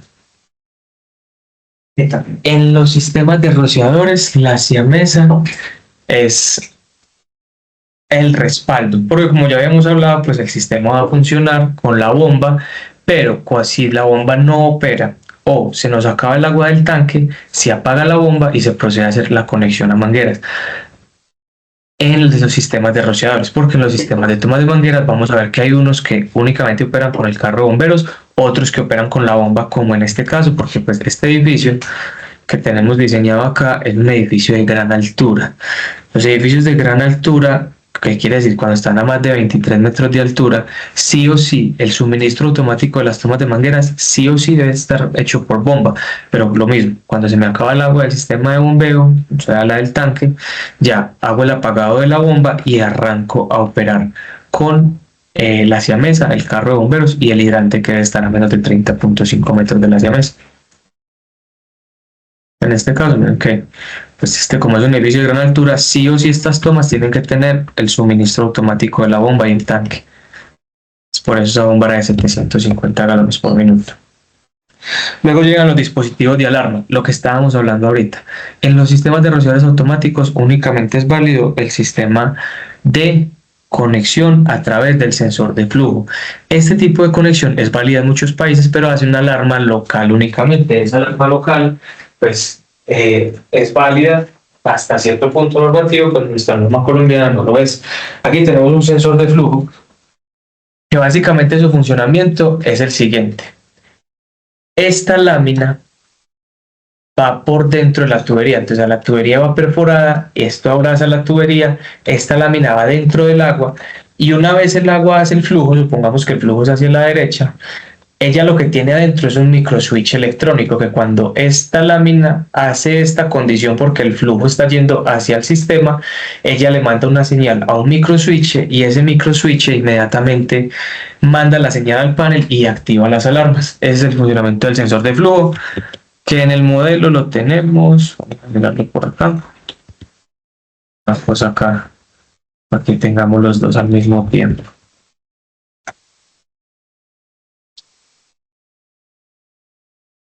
Es este que está por aquí, este es el sensorcito de flujo. Es importantísimo y siempre lo vamos a ver conectado a el sistema de detección y alarma, que pues en otra ocasión ya vamos a ver los componentes de detección y alarma. Creo que va a ser la próxima charla o puede ser la de los responsables de las actividades. Luego están los manómetros, no tienen que ser listados por el Servicio de Protección contra Incendios, deben de ser aprobados por el Cuerpo de Bomberos, deben de llevar siempre la presión que llevan los sistemas, porque vamos a ver que hay escalas diferentes. No es necesario que sean de glicerina, es recomendación decirle siempre a la gente que los instalen de glicerina porque nos van a dar una medida más precisa.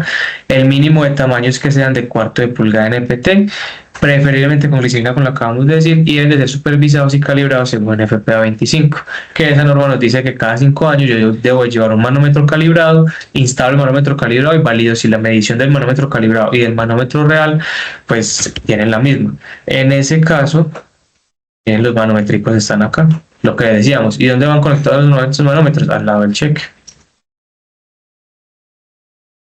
Luego llegan los soportes de carga, que son los soportes que van a tener el peso de la tubería. Esos soportes tienen la condición es de cargar la tubería y su condición básicamente es que soporten 5 veces el peso de la tubería llena de agua más 250 libras. No es necesario que estén listados para el servicio de protección contra incendios, pero sí deben de ser aprobados. Los que no son listados, siempre debe haber un análisis de elementos finitos, una simulación mecánica de resistencia y aparte unas pruebas de tensión realizadas por laboratorios que garanticen que son capaces de cargar este peso. Que es importante que siempre sean metálicos, que sean resistentes a la corrosión, que si lo van a hacer de pronto con ángulos o con materiales, que esos materiales los pinten con base anticorrosiva y acabado para poder que cumplan esta condición. Y siempre deben de estar, siempre deben de estar instalados a la estructura de la edificación. Si la estructura es metálica, a la estructura metálica. Si la estructura es concreto, es el concreto, pero siempre deben estar fijados a la tubería. Y luego llegan los soportes sismo resistentes. Estos soportes, acá en el diseño, pues vamos a ver que por acá hay unas señitas, soporte colgante, y los soportes colgantes pues tienen unas distancias específicas a las que se deben de instalar. Es que si son soportes para tubería de 1 pulgada, llevan unas distancias máximas permitidas y mínimas. Si los soportes son soportes para tubería de 2 pulgadas, llevan otras condiciones y siempre las debo de tener en consideración. Luego llegan los soportes sismo resistentes. Estos soportes tienen una característica, es que lo que ellos hacen es que evitan que los movimientos sísmicos afecten el sistema. Es decir, que si la edificación se me mueve hacia un costado, el sistema se me mueva igual que la edificación, porque esos movimientos sísmicos pueden provocar una desconexión en alguna de las tuberías en acoples y eso pues nos provoca eso. También tienen unas formas específicas y hay 3 tipos de soportes sísmicos: laterales, longitudinales y 4 vías. Los laterales deben estar instalados bajo unas condiciones de distanciamiento, los longitudinales bajo otra y los 4 vías bajo otra, y los 3 los debo de tener presente. Y lo que les digo, la idea de estos soportes es que cuando haya un sismo, la edificación y los sistemas se muevan exactamente igual. Entonces, si la edificación va hacia la izquierda, todo el sistema va hacia la izquierda y así sucesivamente.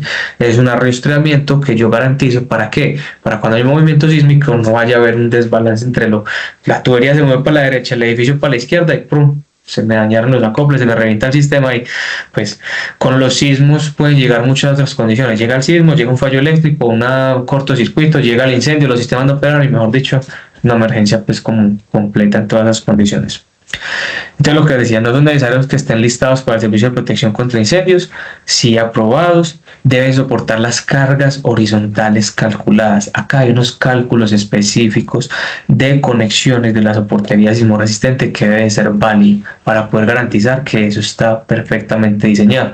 Porque pues obviamente debe haber una validación de que si se van a mover unas tuberías con estos tamaños y estos pesos, entonces yo tengo que garantizar que el perno es capaz de aguantar ese movimiento, que el soporte, que la conexión entre tubería y soporte, todo eso lleva un calculito muy específico que se debe cumplir. También, al igual que los soportes colgantes deben de ser metálicos, siempre debo solicitar al instalador y al diseñador esos cálculos. Puede haber una diferencia, el diseñador dice, trabajen con estos, el instalador puede cambiarlos en Campana, vení, yo trabajo con esta otra marca o yo mismo los fabrico, pero si hay un desbalance o esa diferencia o un cambio según lo que el diseñador entregó y el instalador, siempre ambos deben entregar sus respectivos cálculos de soportería sismorresistente. También deben de ser resistentes a la corrosión. Siempre van instalados en los principales. En este caso miren que el principal es el del centro, entonces aquí tenemos soporte transversal, por aquí vamos a encontrar longitudinal, transversal, siempre en los principales y en brazos que tengan una dimensión mayor de 2,5 pulgadas en su diámetro. Eso también ocurre mucho, por ejemplo, en los sistemas de almacenamiento grandes, en bodegas de almacenamiento grandes, donde los sistemas son tan robustos, tan grandes, muchos de los brazos normalmente son de 2,5 o 3 pulgadas. Ahí los brazos sí deben de llevar sismorresistencia y deben de siempre estar instalados a la estructura. Y luego llegan los soportes 4 vías, que ellos lo que hacen es que evitan los movimientos en ambas vías, tanto longitudinales como laterales, y siempre van instalados en los subientes mayores a 90 centímetros y en las juntas sísmicas, que las juntas sísmicas lo que hacen es que yo a veces tengo dos estructuras y si hay un sismo, esta estructura se me puede mover una hacia la derecha y otra hacia la izquierda en el sismo, y yo tengo que evitar que ese movimiento me reviente las tuberías. Ese movimiento se evita con este tipo de juntas sísmicas que tienen estos movimientos que vemos en la pantalla. Se mueve de esta forma de tal manera que haya una flexibilidad en los sistemas y no se vayan a reventar. Eso es súper importante también cuando yo tengo que reconocer cuando estoy revisando un proyecto, un diseño, cuando yo veo que hay juntas sísmicas, que sí, que hay diferencia entre estructuras, que sí se instalen esas juntas sísmicas para evitar ese tipo de accidentes. Y luego están los soportes restrictores de movimiento, y es cuando yo tengo brazos muy largos, en este caso por acá hay unos. Miren que este brazo es bastante largo. La norma dice que es largo, o sea, que tanta distancia. Estos son brazos de 1,25 y este brazo pues tiene una dimensión probablemente mayor a 11,90 desde esta tapa hasta esta tapa. Y cuando yo tengo brazos tan largos, que sean menores a 2,5, porque los que son mayores a 2,5 sí llevan soportes sismorresistentes, pero yo tengo brazos largos menores a 2,5 y esos brazos son más largos que lo que la norma nos permite según el coeficiente de sismorresistencia de donde estoy instalando, porque el coeficiente de sismorresistencia en Antioquia es distinto a Cali, es distinto a Santander, es distinto a cada parte del país y del mundo. Según los coeficientes, si esos brazos son más largos que la tablita que nos indica la norma, yo voy a instalar unos soportes que llamamos restrictores de movimiento, que es lo que hace es que restringe el movimiento para que el brazo no vaya a hacer este tipo de oscilaciones al ser tan largos. Entonces el soporte lo que hace es que se adhiere y evita sus movimientos. Y es importante también tenerlo presente. Deben de ser instalados a 45 grados. En este caso, este es el colgante o el soporte de carga, este es el que está soportando el peso de la tubería y este es el que está restringiendo el movimiento del brazo. Pueden ser de este tipo, que es muy similar a una cuerda, o pueden ser también de este tipo. Hay varias formas de instalar este tipo, pero tienen las mismas condiciones. Deben de ser metálicos, resistentes a la corrosión, y estos, a diferencia de los demás, no deben de llevar un cálculo de sismorresistencia, pero sí debe llevar los tamaños adecuados lleva los mismos tamaños de perno, abrazadera, anclaje y demás que los soportes colgantes. Como digo, es un canción. No, hay que haber escuchado usted, o me corrige si estoy equivocado, que dijo que el edificio de gran altura 23 metros. Siempre se ha tenido y nos han dicho que el edificio de gran altura es a partir de 28 metros. Muy buena pregunta, excelente pregunta.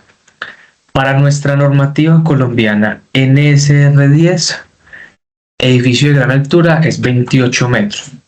Pero ya cuando estoy ahí, él nos cataloga, por ejemplo, los residenciales nos los clasifica de 0 a 15, 15 a 28 y 28 en adelante. esos edificios de gran altura en Colombia. Pero cuando ya estoy diseñando los sistemas, tengo que también tener presente las consideraciones que me entrega a mí la NFPA 14.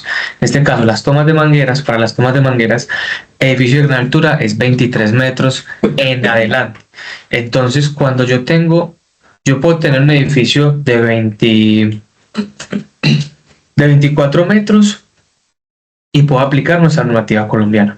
Pero si el sistema me obliga a tener más de 23 metros y ya tengo los dos tacos de escalera, ahí sí me tengo que ponerle la bomba. Entonces ahí entran como un poquito en conflicto las dos normas, pero ya cuando estoy diseñando el sistema, sí debo validar si es más de 23 metros y poner la bomba. Entonces hay que tener presente que son 28 metros en Colombia, pero para la NFPA 14, que es la misma NTC 1669, debo de tener presente de los 23 metros para gran altura para decidir si el suministro va a ser automático o puede ser un sistema manual húmedo. Eso es muy importante y una excelente pregunta, Gapi, y debo tenerla siempre presente porque pues en nuestro país sí quedamos en 28, pero cuando ya estoy diseñando el sistema, los 28 de nosotros la utilizo para las consideraciones normativas. De 0 a 15, 15 a 28, 28 en adelante, es tal. Pero ya cuando estoy diseñando el sistema, si es más de 23, debo de cumplir la consideración del sistema. ¿Sí es clara la respuesta? Sí, no, pues, preocupante la respuesta. ¿Por qué? Porque debería ser los mismos 23 de Estados Unidos. Debería Yo ser, también. mucha gente le pega de eso, le pega que son 23, son 28 y los hacen todos húmedos, secos, perdón. Y eso tiene una consideración, esos 23 metros vienen es del distanciamiento de seguridad de los carros escalera, que a los 23 metros todavía sigue siendo segura la operación para atender este tipo de emergencia. Entonces, ya 28 ya es mucho más difícil y más en nuestro país que no contamos con tantos vehículos escalera para poder llegar a esas alturas en una emergencia. Entonces ahí vamos a entrar al tema de tomas de mangueras, sistemas de conexiones de mangueras. Los componentes son muy similares, simplemente cambian es como la distribución. No vamos a tener rociadores, ese no es el principal componente del sistema. El principal componente del sistema son las conexiones de mangueras, que son estas dos más bonitas que tenemos acá. Existen las de 2,5 y las de 1,5. Estas conexiones son supremamente importantes. Y eso es exactamente el primer componente que vamos a ver acá, pero primero creo que hablemos un poquito de los tipos de sistemas.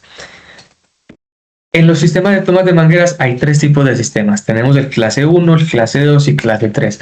Clase 1 son sistemas compuestos únicamente por la válvula de 2,5. Recordando que la válvula de 2,5 es de uso exclusivo para el personal de bomberos. Inclusive en nuestros sistemas nunca vamos a ver por ahí gabinetes con mangueras de 2,5, a menos que haya una brigada capacitada a un nivel de bomberil, como se ve en algunas industrias. Pero en lo que es residencial y comercial, solamente vemos la válvula y esa válvula pues, es la que operan los cuerpos de bomberos y hacen la conexión con las mangueras de ellos. Esos sistemas pueden ser automático seco, automático húmedo, semiautomático seco, manual seco o manual húmedo. Es el único cuando nos hablamos de esos sistemas secos en Colombia, que realmente son manuales húmedos, los que operan con el camión de bomberos, solo son válidos los que tienen en este momento las válvulas de 2,5, que son las que tiene en este momento el capitán Iván en las manos. Cuando los sistemas son clase 2 o clase 3, sí o sí, el componente que sea de 1,5 debe tener suministro automático. Y ya ahí viene esa consideración. Por ejemplo, en este diseño, miren que es un sistema clase 3, que clase 3 tiene la combinación tanto de 2,5 como de 1,5. Cuando yo tengo un clase 3, yo puedo tener una parte manual húmeda y otra parte automática húmeda. Esta siempre automática húmeda, la de 1,5. Y en nuestro país, pues un decreto hasta cierta parte del año, si no estoy como 2016 o no, hay un decreto en una parte donde no. Antes del 2010 era válido tener sistemas manuales húmedos con esta consideración. Ahora solo son válidos que estos sean automáticos húmedos, los de 1,5. Pero yo puedo tener la combinación de sistemas, tener solamente manual húmedo el de 2,5, pero automático húmedo el de 1,5. ¿Eso cuándo lo puedo hacer? Cuando mi edificio es menor a 23 metros. Cuando mi edificio es menor a 23 metros, pues puedo tener este en automático y este en manual, pero normalmente lo que hacemos es, si el sistema no necesita, si la edificación no necesita la bomba, normalmente simplemente me voy con una conexión clase 1. De resto, siempre deben de ser automáticos húmedos, como es el caso de la 1,5. Y ya estas otras variaciones son tipos de sistemas. Automático seco, ¿qué quiere decir eso? Automático es que tiene bomba, seco es que va presurizado con aire para cuando hay riesgo de congelamiento en el ambiente. Automático húmedo simplemente es como este que tenemos acá, donde hay una bomba suministrando todo ese sistema, enviando agua en todos los niveles para poder garantizar esa condición normativa. Semiautomático seco. Este es un sistema que lleva una válvula adicional donde una persona termina de abrir la válvula para esa condición. Manual seco, pero que es lo mismo, que tiene aire para que no haya una congelación del agua. Manual seco lo mismo, este es alimentado por siamesa, pero también lleva el compresor y lleva el aire para que quede siempre presurizado con aire y no se vaya a congelar el agua. Y manual húmedo, que es el que conocemos acá en Colombia, donde tenemos el hidrante, el carro de bomberos y la conexión al sistema. Componentes, lo que les decíamos, la más importante, ya el rociador ya no deja de ser el componente principal del sistema, sino como el nombre indica, sistemas de tomas de mangueras. Esas son las tomas de mangueras, que son las válvulas por las cuales se va a dar una conexión para las mangueras. Miren que en la imagen hay una conexión que es hembra y las que normalmente encontramos es macho. Normalmente vamos a encontrar el macho para poder hacer la conexión como se debe hacer. Estas son válidas, pero pues ya salieron mucho del mercado porque la conexión hembra pues toca tener un accesorio adicional para pasar macho y hacer la conexión real a la manguera, porque el pitot al final, el que hace el esparcimiento del agua, siempre tiene la conexión hembra. Están los gabinetes, ya estos siempre deben de ser metálicos, dimensionados para albergar todos los componentes. Siempre debo de tener una distancia mínimo de 2 pulgadas para poder maniobrar los equipos que están dentro del gabinete. Únicamente debe ser empleado para almacenar equipos de protección contra incendios.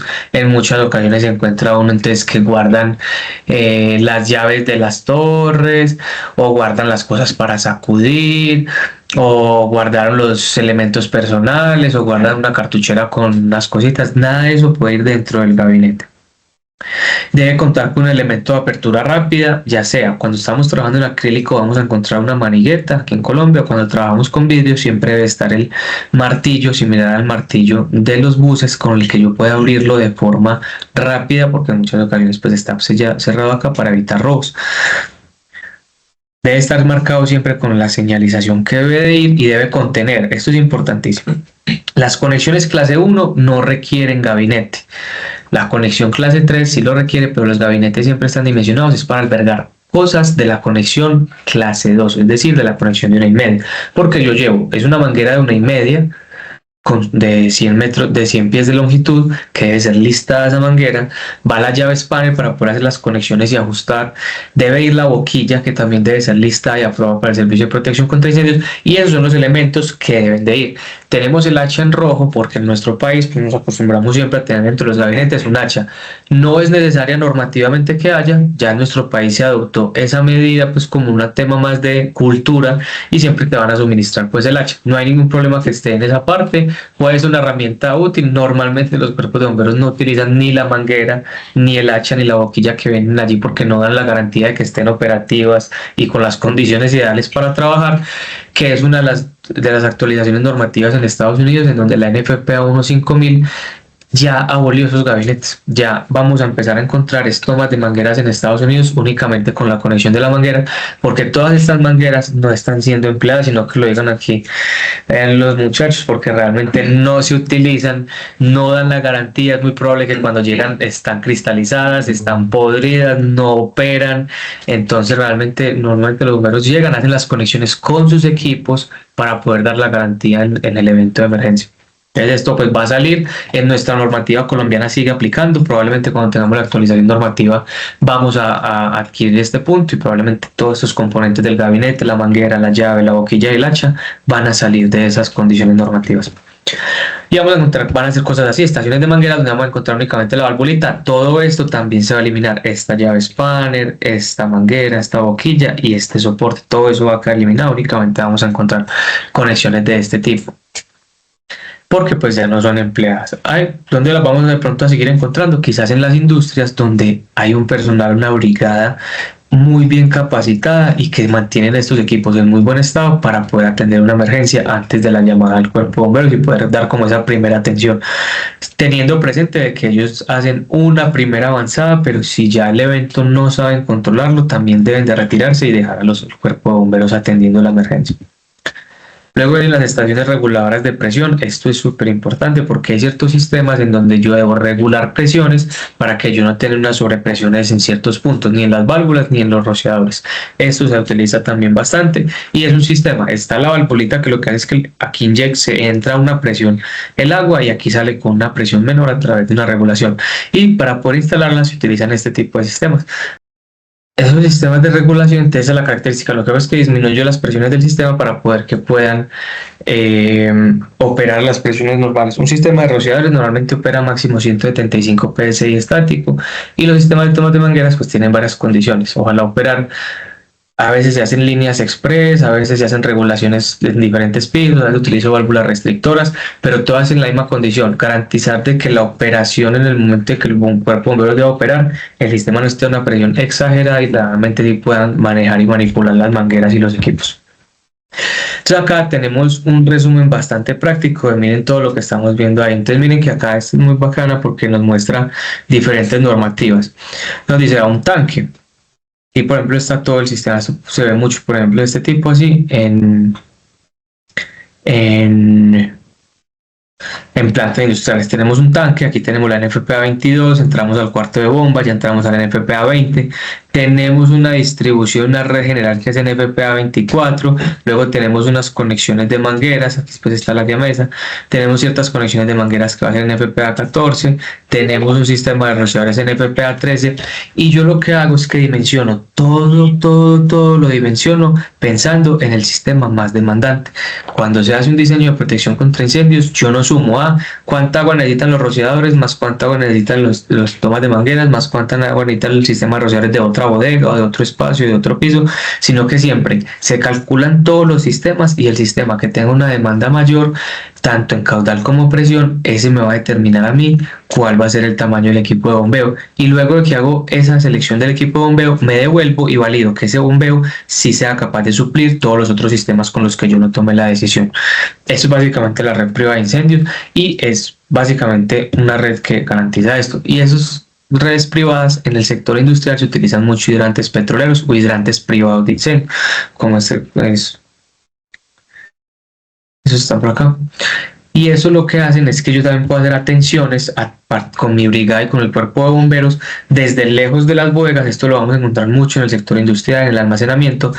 Y esto es cómo se dimensionan. Acá hay una alta injerencia de los cuerpos de bomberos en la normatividad, porque la NFPA 24 dice la dimensión de los hidrantes privados en una red general debe de aprobarse o debe de realizarse en conjunto con la autoridad competente, en este caso con el cuerpo de bomberos. Entonces esto y lo importante es que estén a más de 12 metros de la fachada para que de pronto un fenómeno de flashover no vaya a alcanzar a quemar a la gente que está atendiendo, pero eso es importante en ese tipo de proyectos normalmente industriales que se tengan para poder realizar atenciones desde la parte exterior hacia las bodegas. Entonces se encuentra en esa zona perimetral, supongamos que está la bodega y por acá yo ingreso el chorro de mangueras desde la zona exterior, porque en muchas ocasiones los incendios pues ya no se puede ingresar a la estructura, sea por colapso o porque el incendio ya está una propagación muy alta acá, entonces la atención toca hacerla desde los exteriores y para eso son esos hidrantes privados y que también están alimentados por la misma bomba.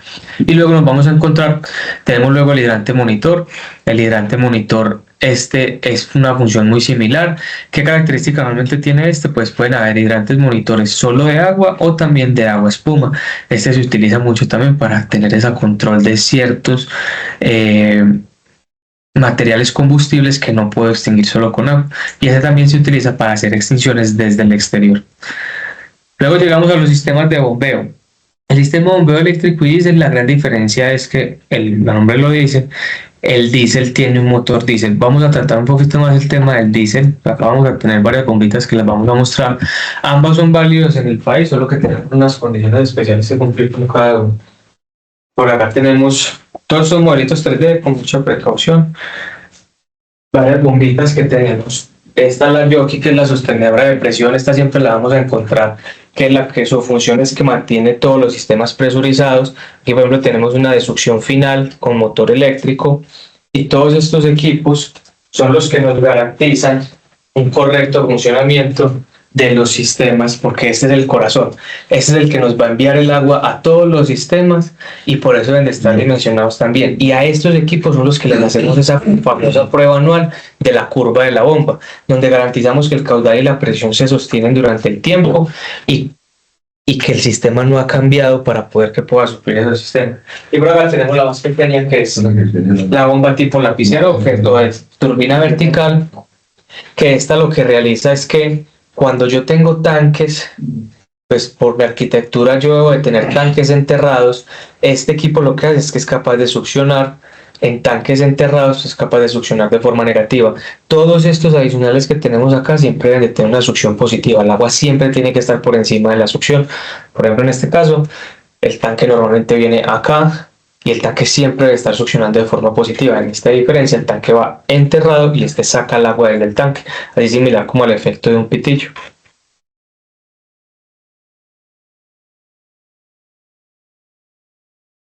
Delicado. Esa quedó muy delicadita, muy bonita, muy detalladita, pero quedó muy delicadita en la impresión. Terminamos todo el tema de los componentes de extinción de incendios. Como siempre, damos como una pequeña información de nuestra compañía. Nosotros somos una empresa de ingeniería y consultoría en sistemas de protección contra incendio y seguridad humana. Hemos sido partícipes de más de 450 proyectos a nivel nacional en estos 10 años de experiencia.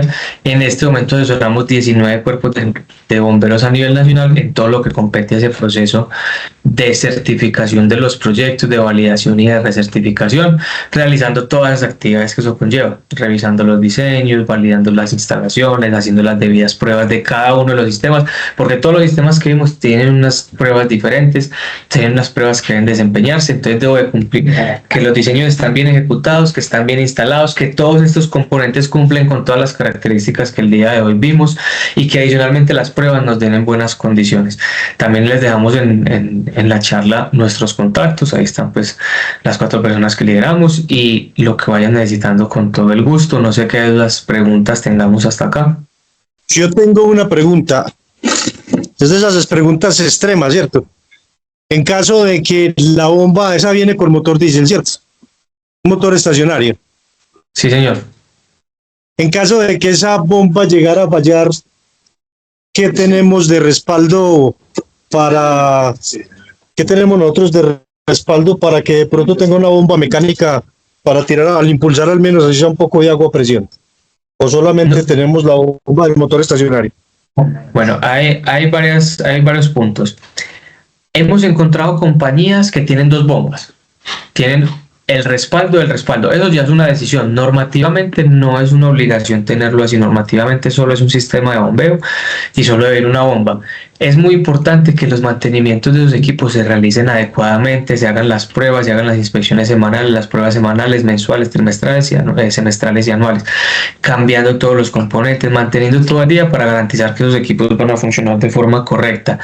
Sin embargo, siempre están los casos donde el equipo quizás no opere, y siempre por eso debe haber una conexión de mangueras, una siamesa y el hidrante a menos de 30.5 metros, que en esta siamesa, en caso tal de que el sistema deje de operar, sea porque la bomba no opera o porque el tanque de agua se acaba, ahí es muy necesario e importante tener esta siamesa, porque acá bomberos hace la conexión a través del hidrante y el carro de bomberos cumpliría la función de bomba, pero eso se da pues ya cuando se confirma que el equipo no está operativo o que se acabó el agua. Siempre está el respaldo de la siamesa, es el respaldo. Hay algunas industrias, por ejemplo nosotros hemos conocido, en lo que es por ejemplo Unilever, DHL, en Palmira, lo que es Sucroal, tienen 2 bombas. Tienen una bomba operativa, pues tiene una bomba que es la primera que entra en la emergencia, y en caso de que esa falle hay otra bomba adicional. Eso obviamente es una inversión muy costosa, pero que es válida para cuando pues la gente quiere tener un nivel de protección mayor, pero no es obligatorio normativamente esa condición. Perfecto, entonces les agradecemos mucho el tiempo y el espacio que sacaron para acompañarnos. Recuerden en el chat enviar la información que Luisa les compartió para la emisión de los respectivos certificados de asistencia, y nos vemos en la próxima charla, que creemos que es por ahí en unos 2 o 3 meses más o menos.